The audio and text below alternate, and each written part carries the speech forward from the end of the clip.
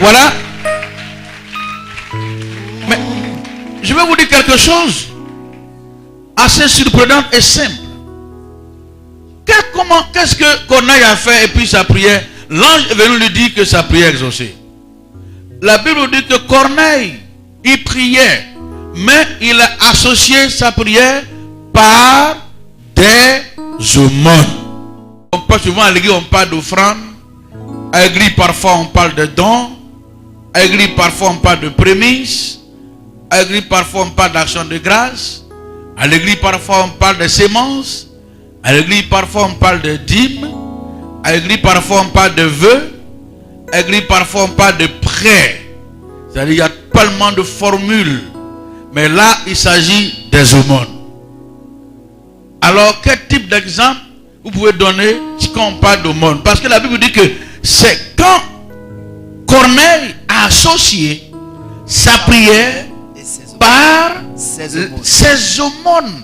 C'est ce qui a fait que Dieu a été touché et que Dieu a dépassé l'ange qui est venu dire à monsieur Corneille, dites-lui que lui, sa prière est exaucée. Qu'est-ce que c'est l'aumône? Quelle est la différence d'une offrande par rapport à l'aumône? Parce que c'est comme un secret qui fait qu'on peut être exaucé. Vous savez, souvent on prie, comme dit Jacques, on ne reçoit pas parce que nous prions mal. C'est parce qu'on ne prie pas. La prière, j'ai failli dire qu'il y a des techniques, il y a des expressions, il y a des petites choses que parfois il faut pouvoir connaître dans la prière. Et Corneille avait compris qu'il fallait appliquer à la prière les aumônes. Et ce que vous avez dit est juste. Est juste. L'aumône, c'est ça. Comment identifier et agir conformément selon la volonté de Dieu. Encore, vous avez un malade qu'on a aidé à se faire soigner, comme le bon samaritain, en Luc chapitre 10, verset 25 jusqu'à 27. Quelqu'un qui est malade, qui est couché à l'hôpital, qui n'a personne, et vous partez le rendre visite à l'hôpital. Peut-être vous allez prier pour lui, ou du moins vous avez apporté assistance pour que il puisse payer ses médicaments, ses ordonnances. Ou alors vous avez assisté pour qu'il soit hospitalisé. Et à la suite de cela, il sort de là guéri. C'est une aumône parce que vous venez de sauver une vie par la grâce de Dieu. Dieu vous a utilisé à aider à sauver la vie de quelqu'un.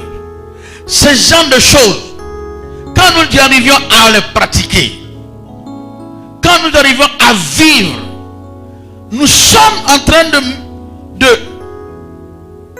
d'amplifier, nous sommes en train de mettre dans notre balance de bienfaisance au trône de la grâce de Dieu. Quelqu'un malade, vous avez assisté comme dit lui-même, j'étais malade, vous m'avez rendu visite. Voici une aumône qui peut monter au ciel. Voici un moyen qui peut pousser nos prières à être exaucées. Quelqu'un qu'on a aidé, à trouver du travail. Ah! Le monsieur, vous avez investi à cause de toi. Il n'a personne. Il souffre. Et par relation ou par un moyen quelconque, tu as aidé ce monsieur à passer un concours. Il est instituteur, il est infirmier,